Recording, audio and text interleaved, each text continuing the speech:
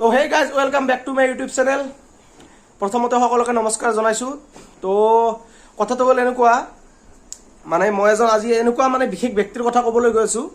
মানে মানুহজন হয়তো আপোনালোকে ছ'চিয়েল মিডিয়াত দেখাই বেলেগে বা তেখেতৰ ওপৰত বহুত ভিডিঅ' বনিছে। তো তেখেতৰ এটা মই আচলতে মই এটা সৰুকৈ ভিডিঅ' বনাম বুলি ভাবিছোঁ।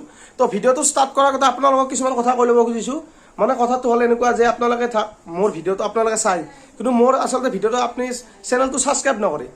তো যদিহে মোৰ ভিডিঅ'টো আপুনি প্ৰথম চাই আছে তেতিয়াহ'লে মোৰ চেনেলটো ছাবস্ক্ৰাইব কৰিব, লগতে লাইক এটা কৰিব, এটা সৰু চাই কমেণ্ট কৰি দিব।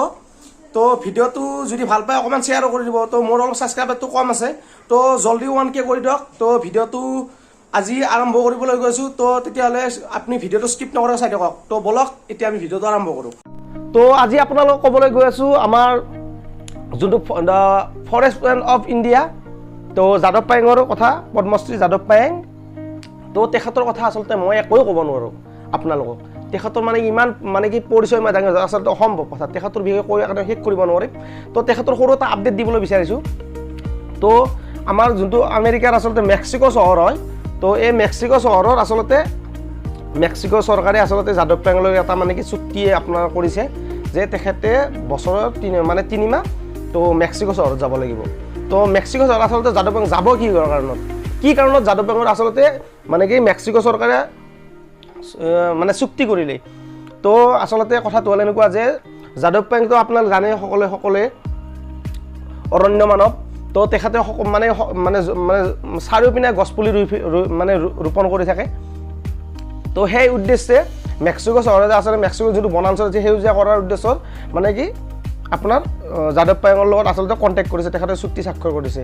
তো মেক্সিকো চৰকাৰে যাদৱ পায়েঙক এনেকুৱা এটা সুবিধা দিছে যে আপোনাৰ 10 বছৰৰ কাৰণে যোনটো আমাৰ বাহিৰত যোৱাৰ কাৰণে ভিজা লাগে ন, তো 10 বছৰৰ কাৰণে আচলতে যাদৱ পায়েঙক আপোনাৰ ভিজাটো ফ্ৰী কৰি দিছে। যেতিয়াই মন যায় তেতিয়াই আচলতে যাব পাৰে। তো আচলতে বছৰত 3 মাহ যাদৱ পায়েং আচলতে মেক্সিকো চহৰত থাকিব লাগিব। তো আপোনাৰ ছেপ্টেম্বৰ, অক্টোবৰ, নৱেম্বৰ এই 3 মাহ তেখেত থাকিব। তো তেখেত যোৱাৰ পিছত তাতে মানে কি আপোনাৰ তাৰে যোনবিলাক ছাত্ৰ ছাত্ৰী 1 লাখ ছাত্ৰ ছাত্ৰী থাকিব। তো 1 লাখ ছাত্ৰ ছাত্ৰীৰ লগত আচলতে গছপুলি ৰোপণ কৰিব। তেখেতৰ লগত মানে কি বস্তুটো আপোনাৰ এটা যোনটো মানে আপোনাৰ আমাৰ যেনেকৈ আপোনাৰ ধৰি লওক মানে স্কুলত আচলতে হেৰি দিয়ে, তো এইটো প্ৰজেক্ট কৰিব দিয়ে, এনেকুৱা ছিষ্টেমত আচলতে মেক্সিকো চহৰত মানে তাৰে ছাত্ৰ ছাত্ৰীৰ লগত তেখেতে কাম কৰিব। তো একদিনত তেখেতে 1 লাখ গছপুলি ৰোপণ কৰিব লাগিব মেক্সিকো চহৰত। তো মোটামুটি আপোনাৰ মেক্সিকো চহৰত আপোনাৰ মিনিমাম 70 লাখ ইমানমান গছপুলি ৰোপণ কৰিব।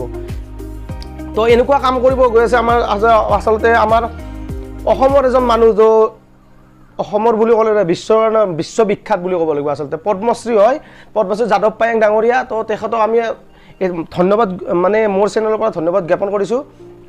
তেখেতে এয়াই নহয় আৰু আগুৱাই যাওক, বিশ্বৰ মানে সকলো কোণত তেখেতৰ নাম উজ্বলাওক। তো কথাটো এনেকুৱা যে মানে আপোনাৰ মেক্সিকো চহৰত মানে সেউজীয়া কৰাৰ উদ্দেশ্য চাওক, ইমান এটা ডাঙৰ প্ৰজেক্ট আচলতে হাতত লৈছে। তো আমাৰ অসম চৰকাৰে কিবা এটা এনেকুৱা প্ৰজেক্ট হাতত লওক, মানে এতিয়াতো চাওক গৰম কিমান পৰি আছে। তো গৰম কিহৰ কাৰণে পৰিছে? গাছ গছনি আমাৰ কাটি আছে, তহিলং কৰি পেলাইছে। তো আচলতে গছ ৰুব লাগে, গছ থাকিলেহে মানুহ থাকিব। তো আপোনালোকে আজিৰ পৰা ঠিক কৰক, ডেইলি 1ডাল গছ পুলি ৰুৱক, জাগা নাই ঘৰৰ কাষত মানে কৰক। তো মই আজিৰ পৰা থিৰাং কৰিছোঁ তেখেতক মানে কৰি ময়ো গছপুলি ৰুম, যিমান পাৰোঁ আচলতে গছপুলি ৰুম। তো মেক্সিকো চহৰত আচলতে যাদৱ পায়েং গৈ কিনে আচলতে কি গছপুলি ৰুব? তো তাতে আচলতে যাদৱ পায়েঙৰ যোনটো মানে কি ফেচবুকত মই এটা আপডেট পাইছিলোঁ। তো তাত কৈছে যে আপোনাৰ নাৰিকল গছ, তামোল গছ আৰু এনেকুৱা বহুত কিবা কিবি গছ ৰুব, যোনটোৰ পৰা মানে মানুহৰ লাভালাভটোও বেছি হয়। লাভো হ'ব লাগিব না, বস্তুটো লাভালাভ হ'ব। চব গাছেতো লাভালাভ হোৱাৰ কাৰণেই হয়, তথাপিতো লাভালাভৰ কাৰণে ভিডিঅ' কৰিছে।